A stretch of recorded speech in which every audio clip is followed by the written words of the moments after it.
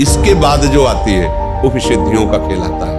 ऐसा नहीं कि अनुभूतियां नहीं होती कि अब इस समय ये सिद्धि आ गई, अब इस समय ये सामर्थ्य आ गई। मान लो एक क्षण सिद्ध है, वो अभी कहे कलकत्ता ले चलो 1 सेकंड में, तो 1 सेकंड में पहुंचा देगी।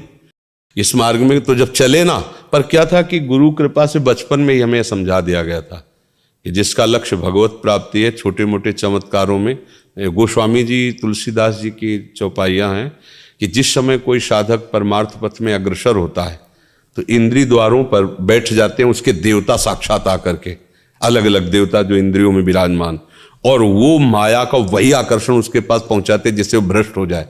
तो उपासक सावधान रहे, उस समय जब चढ़ाई पे चढ़ रहा है परमार्थ की, तो उसे भ्रष्ट करने के लिए देवता आते हैं, दैवी शक्तियां आती हैं। इंद्रिय द्वार झरोखर नाना, बैठे देवता करि कर थाना, आवत देखें विषय बयारी तिरते देख, क्योंकि बहुत बड़ी विजय की तरफ चला है ना, तो गुरु कृपा पात्र ही इस बात को समझ पाता है। फिर इसके बाद जो आती है वो फिर सिद्धियों का खेल आता है।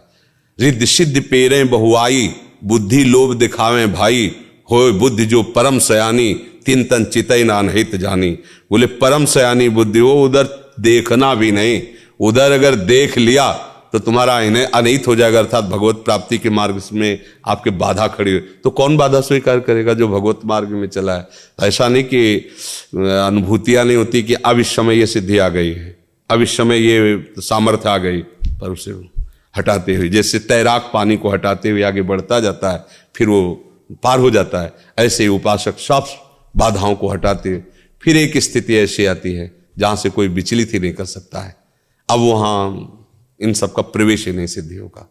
इसीलिए बड़े बड़े जो भगवत प्रेमी महात्मा है, आप उनमें कोई सिद्धि नहीं देखेंगे, बाहरी, वो तो बिल्कुल जन साधारण की तरह उनका जीवन है, पर वो असाधारण तत्व में निरंतर स्थित रहते हैं।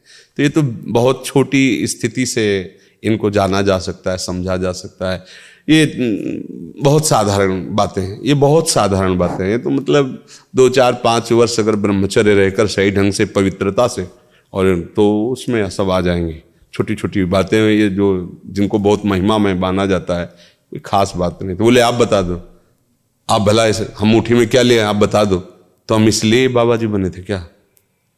कोई धन कमाता है और उसका लक्ष्य है कि मैं 1 करोड़ का बंगला बनाऊंगा, तो 10-20 रुपये वो उससे हटा भी नहीं सकता, 10-20 रुपये भी, क्योंकि उसको बड़ा लक्ष्य है।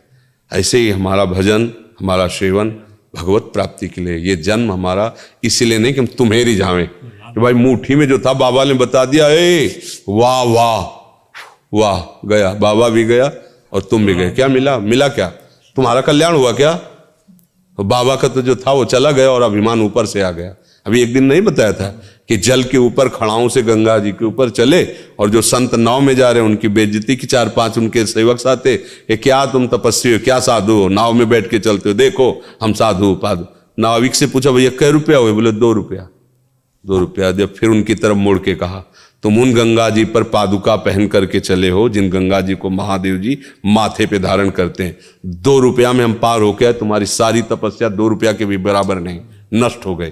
तो ये जो चमत्कार है, प्रकाश है, ये कई तरह का होता है। एक होता है भगवत आराधना से, एक लिमिट है, बस उतनी आराधना, उसका वही उतना चमत्कार। एक होता है भूत प्रेतों की आराधना से, देव यक्ष गंधर्व यक्षिणी आदि सिद्ध कर लेना, उसे भी होता है।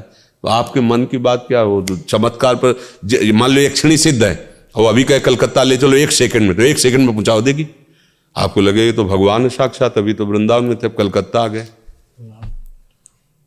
पर यह है कि संसार को चमत्कार बाहर ही चाहिए ना, कि बाहर का चमत्कार। अच्छा मान लो इत्र हो गया, तुम्हारा कल्याण हो जाएगा क्या इससे उनका कल्याण हो जाएगा? फिर आप वाह करके पीछे डोलोगे? कुछ है? कुछ नहीं है। राम कृष्ण हरि बोलो, जो उनको प्राप्त नहीं वो तुम्हें प्राप्त हो जाएगा। पर यह सत्य बात किसी को अच्छी नहीं लगेगी। शराब न पियो, पराई बहन बेटी की तरफ गंदी दृष्टि मत करो, मांस अंडा मत खाओ, और राम कृष्ण हरि जो नाम तुम्हें प्रिय लगे करो। अगर तुम दूसरों को सुख देने वाले न बन जाओ तो बता देना।